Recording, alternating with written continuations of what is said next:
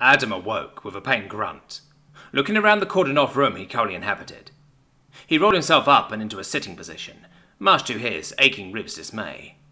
Moving the vaguely toga-like hospital gown to the side, he saw his lower abdomen and ribcage were covered in bandages. He lifted one up, seeing the paste that he now knew was the bruise cream the shill used on top of his fading, but still present, array of bruises. Returning his bandages and shirt to their original position, he began to push off the bed when he was interrupted by the curtain sliding open. "Oh, no you don't, mister," said Sel, holding a clipboard-sized omnipad with one hand and pushing Adam back onto the bed with the other. "I've still got a couple more tests to run today, along with replacing your bandages and Medigel. Sit the fuck back down." She finished with a smile, gesturing with a small knife hand at the bed. Reluctantly, he did as instructed, as she pulled his shirt over his head and began to unwind his bandages. "Does this hurt?" she asked, prodding one of his larger bruises over his diaphragm. "A little, but not enough to affect my day," he replied blandly. Okay, I'll believe you for now." She squinted at him, untrustingly. "You had multiple hairline fractures on your ribs, a laceration on your liver, and an organ I've been informed is called an appendix in your species was inflamed." She turned and grabbed a small bottle of the bruise cream off the table behind her, continuing her spiel as she applied it. "I repaired the cracked ribs with microdoses of biofoam, did a small bit of laparoscopic surgery to apply a medicated microlattice over the laceration on the left lobe of your liver, and to top it all off," she continued cheerily, pointing both her index fingers at the sky with a manic grin, "I went ahead and removed your appendix, as from my research it appeared vestigial." What?" asked Adam, mildly unsettled at her unprompted medical procedures. "Honestly, the human body is so fascinating. You have a bunch of nifty little organs that all work together to form a holdover for organs that should exist. Like, where's your coloraxia? How'd you process eating minerals without it?" she continued, completely ignoring his query. "From what I've been told, we evolved to get them from plant and animal materials. And also the appendix isn't vestigial." "Fascinating, and the medical journals I read disagree with you," she replied teasingly. "If I recall correctly, it serves as a repository for bacteria and helps the immune system or something," Adam grumped, simultaneously thankful for and miffed by her unrequested procedure. Fine. I'll use the bioprinter and make you a new one," she groaned before continuing.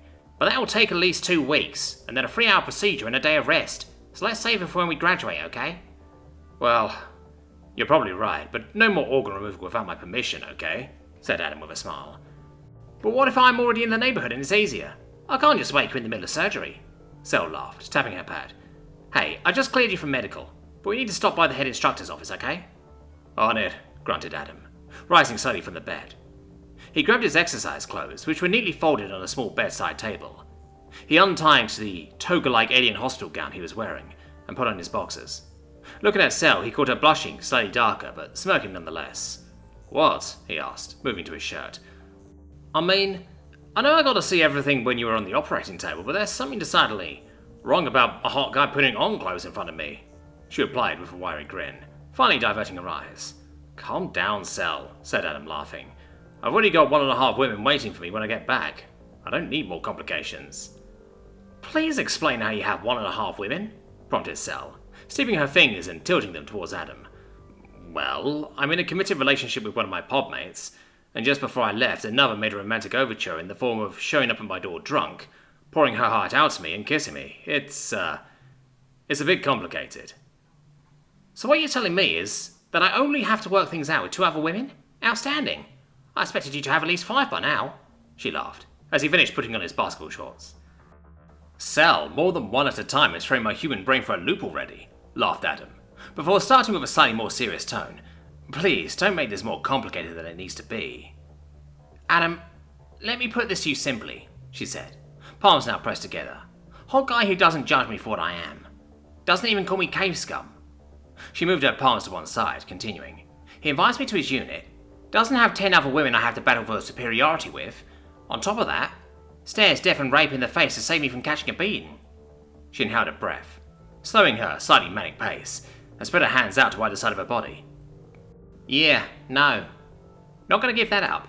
Don't care how long I have to wait," she finished with a smile. Adam sighed dramatically, and, now finally dressed, turned to leave the partition-filled room, pausing only to let Sel lead him to the head instructor's office. Finding out of the small medical ward, Cell led him through the winding hallways of the building they were in. "Hey, Adam?" she asked over her shoulder as they rounded a corner. "Yeah, Cell?" "Thank you. In the few days you were out, I kinda..." she started before Adam cut her off. "I was out for how many days?" "Technically, 3.5. But as I was saying, thank you. The instructor showed me the camera footage from the bay, along with the audio," she continued softly, continuing after taking a moment to exhale deeply. "I've never seen a male fight like that. When they told me what happened, I wanted to lock myself in the box, having to have a man save me like that. What would my mother think? I asked myself. But then I saw the footage. I was glad to be invited to a pod before, Adam. Now, though, I'm glad to be invited to your pod." Not mine. It belongs to Captain Grimm," replied Adam with a dismissive wave, trying to avoid the emotion-laden air. "Wherever you go, I follow. Someone's got to patch your ass up when you do dumb shit like, I don't know, fighting 2 nobles by yourself without equipment and with no support." She finished with a giggle as they reached the lead instructor's office. Deciding not to reply, Adam knocked on the door. "Enter," came the reply from inside, just before Cell opened the door for him.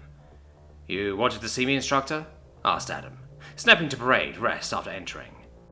"Yes, sit down," she said, bidding the two of them to sit across from her desk in one of the 3 chairs currently in her office. Adam and Cell did as instructed, pensively watching the experienced NCO in front of them. "I have good news, and I have bad news, so let's start with the good news," the instructor said, waving a hand. "The good news is that I booted those 2 scum-sucking morons out of my course. The bad news, however, is that, no charges will be filed. I'm so sorry. Their families are just too connected. It's career suicide for both the brass and myself." The revelation hit at him in the gut. In truth, he knew that nothing would happen to the women when he got involved, but that didn't make it hurt any less. He let out a deep exhale and shook his head. "It's alright. I know you did all you reasonably could. I'm just sorry more can be done. I expect more professionalism out of commander candidates." "As do I, recruit. As do I." The instructor trailed off, shaking her head. An awkward silence fell over the group as they sat in the head instructor's office. Adam was pondering just how fucked the Chauvanti system had to be that nobles could just get off like that. But he also remembered the army covering up the actions of certain politically important individuals' children during his time. It was absolutely a system that needed work and fixing, but so was any. "Is that all, instructor?" asked Cell, clearly unsettled by the revelation. "Unfortunately, yes. Both of you are dismissed. Return to your bay. The rest of the unit will be back from remedial combat training tomorrow afternoon," replied the woman, sounding slightly downtrodden. The pair left, returning to the platoon bay after a long, silent walk through the halls. Adam stripped out of his now several-day-old exercise clothes, down to his boxers, and grabbed a clean set of fatigues from his locker. "Sal, I'm gonna hit the showers. I smell like a 3-day-old grunt," he said, beginning his walk to the showers at the back of the bay. "I'll join you in a minute," replied Sal cheerily. "Sal?" said Adam in a chiding tone. "In my own shower, of course. Get your mind out of the gutter." She laughed as he shook his head and walked to the bathrooms. In short order, he had scrubbed himself down, washing all the important bits, and stepped out of the shower partition, toweling himself off. As he walked out of the shower, he made eye contact with an now naked Cell, heading in to start her own session. Immediately, his lower brain took control of his eyes, which dropped from hers. She had an hourglass figure that ended in strong, muscle shoulders, set atop wiry and well-constructed arms. The glowing tattoo that she had started just below her left knee, wrapping around her toned thigh, crossing over her pubic mound, wrapping around her ribcage on her left breast, crossing up between the 2 large teardrops over her right breast, and finished by wrapping down her right arm to just below the elbow. She was stunning, and Adam's body reacted accordingly, causing him to quickly wrap the towel around himself. Cell was breathing heavily during their extended staring contest at each other's bodies. Breaking her gaze and meeting Adam, she smirked knowingly, and waved a hand dismissively. "Gutter, Adam," she said decently, walking into her own shower and closing the curtain. Adam walked back to his bed after putting on his fatigues, minorly annoyed at himself. It was only 6 in the evening, so he decided to do some cleaning before heading to bed. 3 weeks of constant combat operations followed, training and calling for orbital strikes, being put into teams with other recruits, and training with the militia unit, quickly tiring out the cadre of recruits. The word of Adam and Cell's fight had spread quickly among the recruits, drawing a myriad of reactions. The majority, surprising to both Adam and Cell, were positive. Apparently, many of the recruits looked at Adam in a way they would a brother, and hearing the fact that the nobles had attempted to force themselves upon Adam after beating him senseless had prompted them to be somewhat protective of him. During the weeks, one recruiter tried to denounce Adam for his fight, calling Cell, who the unit had warmed up to significantly after enjoying her heavy-handed application of pain meds, a dirty fucking glow slaver. This move was apparently not in her favour, however, as she was quickly surrounded and shouted out of the bay by no less than a dozen other 7-foot-tall murder tanks. Shortly after the instructors had announced that the unit would get 2 days to rest before the combative final exam, supposedly, the entire unit would break into teams and be forced to play out a last-ditch attempt to defend a hospital in the city centre, while being attacked by a never-ending wave of militia rebels. It was going to be a pass-fail exam for the entire unit. Either they performed satisfactorily, or they all failed. The tension in the bay after the announcement was palpable, and was made worse when Instructor Zev barged into the room. "Recruits Adam and Cellier, come with me," she barked in an aggressive tone. The two in question fell in on the angry woman, who quickly stormed off with them in tow. "Instructor, is everything okay?" asked Adam, working to keep up with her quick walking pace. "Senior Instructor Zenaya will explain. Frankly, if I talk now, I'm going to say something I'll regret." Adam nodded, scouring his mind to think what him and Cell had done wrong over the past weeks. Outside of mild flirting and the event with the pro-noble recruit, he couldn't think of anything. The trio made for the head instructor's office quickly, and Zev knocked on the door when they arrived, entering before a reply could be heard. Inside the office, Adam was shocked at what he saw. The instructor's desk was clear on its top, the various papers and knickknacks that had adorned it strewn across the floor. Senior Instructor Zenaya was drinking a dark liquid in a glass, facing out the small window that sat behind her desk. "Recruits Adam and Cellier, as ordered," Zev said stiffly. "Is everything all right, Instructor?" asked Adam, mildly panicked.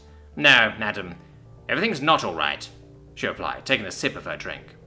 She exhaled deeply and turned to face the trio, rage evident in her face. Adam hoped that her trash room was not the work of a certain recruit that still had a grudge against them, but he got a very different answer shortly. "I'm so sorry, Adam," said Zenaya seriously. "I just got back from being skull-fucked by 3 generals and a duchess." "Ain't nothing to be sorry for, Instructor," said Adam, desperate to know what was happening. "Yes, there is," she said with a knife hand. "I can't protect my recruits if I get fucked like this by command every time I try." "I'm sorry, but I'm afraid I still don't understand." "Adam, the nobles are back," she said with a deep sigh. "Effective immediately, they've been reinstated. Their records wiped, and are to be put in charge of 2 of the teams in the CFE. "What does this mean for me and Cell?" asked Adam. "Officially, it means nothing. Unofficially, it means they're going to have every opportunity to fuck you over for the rest of the cycle." She exhaled loudly, and pushed her hand to her forehead. "I'll be doing my best to shield you, though. I read your file, Adam, at least the parts that weren't redacted by royal clearances. I know you served with Special Forces before our arrival, and I'm going to put you in charge of the last team for the exam. I would suggest," she said, stamping her foot twice and shooting him a look, "that your team leave the hospital and run guerrilla operations in the town proper, cutting reinforcements and supplies off for the enemy. It's the only way I can keep their dirty hands off you for the time being." Well, thought Adam, at least this'll be fun.